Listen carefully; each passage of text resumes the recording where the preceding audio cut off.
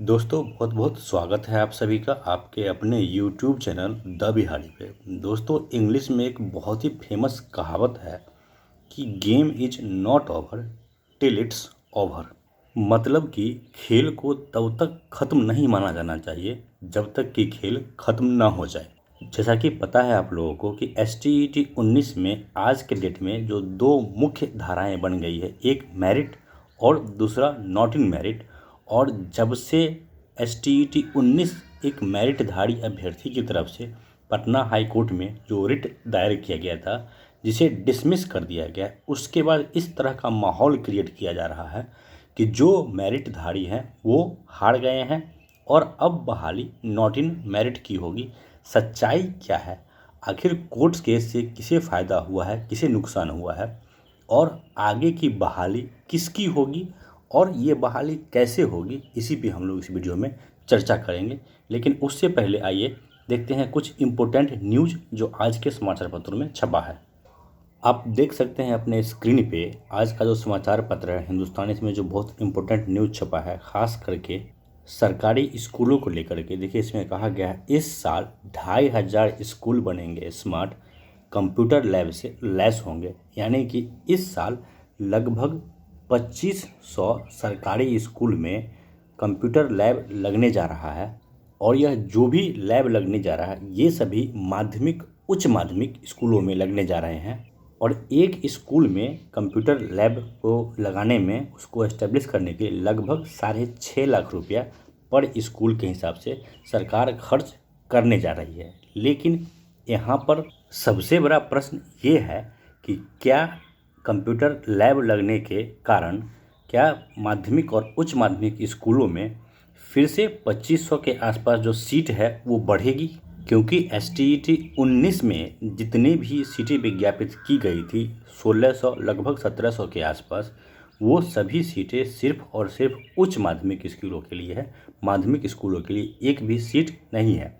और आप यहाँ पे देख रहे हैं कि जो कंप्यूटर लैब लगाने की बात की जा रही है इसमें से माध्यमिक उच्च माध्यमिक में 1565 और वहीं 889 मध्य विद्यालय में लगेंगे। तो इससे कहीं ना कहीं आप ये अनुमान लगा सकते हैं कि जो भी 7th फेज की बहाली होगी उसमें गवर्नमेंट अब माध्यमिक विद्यालय में भी कंप्यूटर शिक्षकों की बहाली कर सकती है। अगर शिक्षकों की बहाली नहीं करेगी तो कम से कम उसे एक एक कंप्यूटर ऑपरेटर की बहाली तो करनी ही पड़ेगी, क्योंकि जब तक कंप्यूटर ऑपरेटर नहीं होगा तब तक कंप्यूटर लैब का क्या मतलब होगा। तो क्या इसे STET 19 में जो कंप्यूटर अभ्यर्थी है उनके लिए गुड न्यूज़ माना जाए? देखिए अभी इसे गुड न्यूज़ या बैड न्यूज़ मानना जल्दबाजी होगा, क्योंकि जब तक गवर्नमेंट की तरफ से ऑफिशियली 7th फेज का नोटिफिकेशन नहीं निकाला जाता है और उसमें सीटें विज्ञापित नहीं की जाती है सब्जेक्ट वाइज कि किस सब्जेक्ट में कितना सीट गवर्नमेंट बढ़ा रही है, कितना सीट दे रही है, तभी समझ में आएगा कि क्या सरकार इसी साल मध्य विद्यालय में भी कंप्यूटर शिक्षकों की बहाली करेगी या फिर से इसको टाल मटोल करेगी। अब आइए बात करते हैं कोर्ट केस का। कुछ लोग ये कह रहे हैं कि मेरिट हार गया है और नॉट इन मेरिट जीत गया है। तो दोस्तों देखिए, ना तो एक मेरिटधारी होके या तो ना तो एक नॉट इन मेरिटधारी होके, निष्पक्ष तौर से आप लोग ज़रा सोच के देखिए कि जो STET 19 का नोटिफिकेशन है उसमें जो लोग मेरिट में आए हैं वो एट एनी कॉस्ट कभी भी हार नहीं सकते हैं।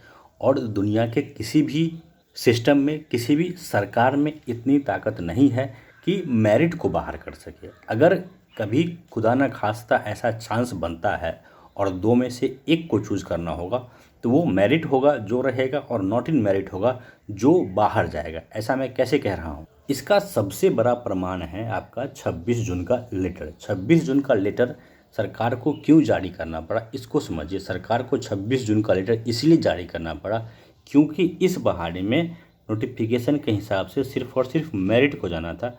लेकिन ये 26 जून का लेटर है जिसको गवर्नमेंट ने एक ब्रिज बना दिया है, एक तरह से कहिए तो एक माध्यम बना दिया है, जिसके तहत जिस पे बैठ के, जिस पे सवार होके नॉट इन मेरिट वालों को भी यह ख्वाब दिखाया जा रहा है या सपना दिखाया जा रहा है कि आप भी इस बहाली में पात्र होंगे।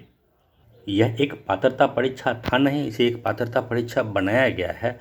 और इसे पात्रता परीक्षा बनाया गया है नॉट इन मेरिट को पात्र करने के लिए क्योंकि मेरिट तो ऑलरेडी पात्र भी है, क्वालिफाइड भी है और कहीं ना कहीं सीट के हिसाब से अपना जगह भी बना चुका है। रही बात कुछ नॉट इन मेरिट की तरफ से जो लोग हैं, खास करके जो कुछ यूट्यूबर हैं नॉट इन मेरिट की तरफ से, उनका ये कहना है कि ये मेरिट की बहुत बड़ी हार है और ये नॉट इन मेरिट की बहुत बड़ी जीत है।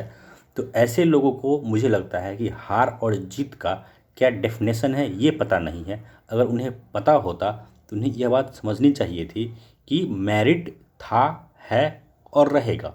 और जब ये लोग बात करते हैं, कहते हैं ऑल क्वालिफाइड, तो ऑल क्वालिफाइड में मेरिट और नॉट मेरिट दोनों आता है, लेकिन जब मेरिट की बात की जाती है उसमें नॉट इन मेरिट कहीं से काउंट नहीं हो पाता है।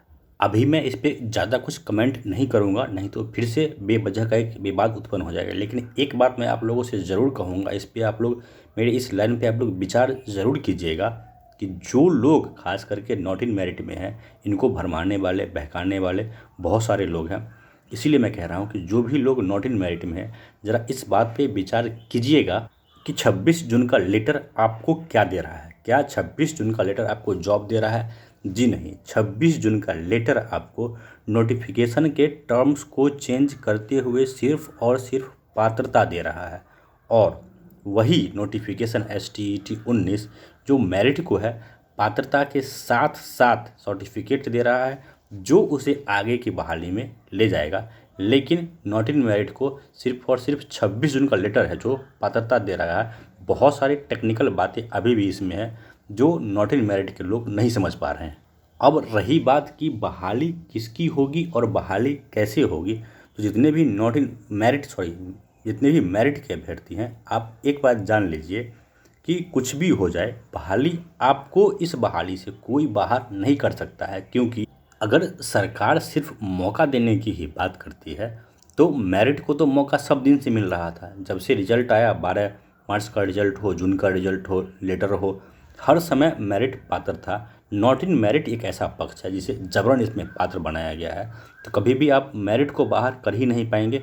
रही बात कि इस पात्रता परीक्षा में पात्र होने के बाद आखिर जॉब किसे मिलेगा, ये डिसीजन कोर्ट को लेना था, लेकिन कोर्ट ने इसे अपना हाथ खींचा और ये बॉल फिर से सरकार के पाले में डाल दिया है कि आप जॉब किसे देना चाहते हैं, ये आप ही डिसाइड कीजिए। और मैं आप लोग को अगर सच्चाई बताऊं तो अभी तक गवर्नमेंट ने यह डिसाइड नहीं किया है कि हमें जॉब देना किसे है, मेरिट को देना है या नॉट इन मेरिट को देना है।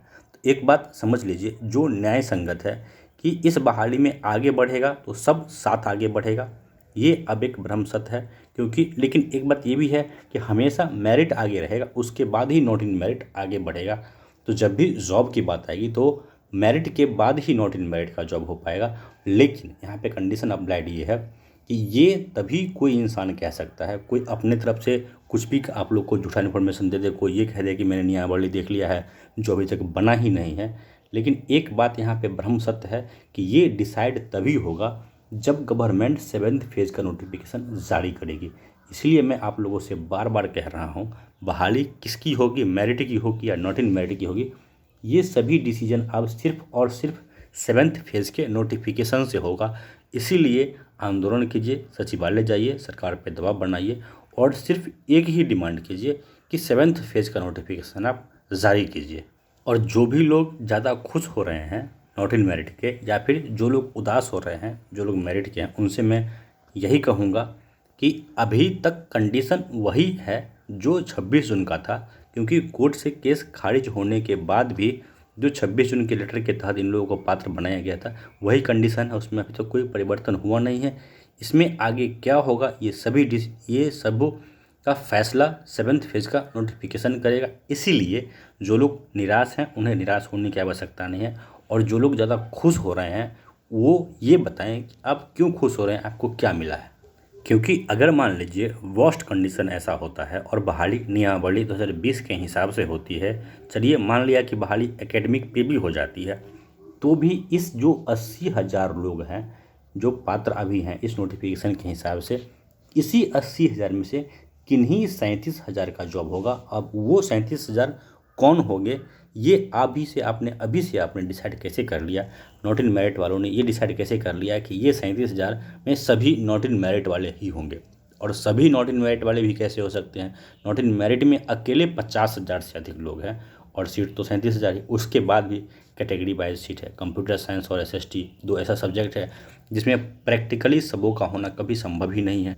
इसीलिए मैं कहता हूँ कि जो भी STET 19 के मेरिटधारी अभ्यर्थी हैं उनसे मैं यही कहूँगा कि अभी आपको निराश होने की आवश्यकता नहीं है, क्योंकि अभी गेम ओवर नहीं हुआ है। ज़रूरत है एकजुटता दिखाने की, सकारात्मक होकर के माइंड सेट को पॉजिटिव रखते हुए, और आगे क्या किया जाए इस पे निर्णय लीजिए, सरकार पे दबाव बनाइए और एक ही डिमांड रखिए कि 7th फेज़ का नोटिफिकेशन जल्द से जल्द जारी हो। और दोस्तों, इस वीडियो को ख़त्म करने से पहले मैं एक ही बात कहूँगा कि पिक्चर अभी बाकी है। धन्यवाद।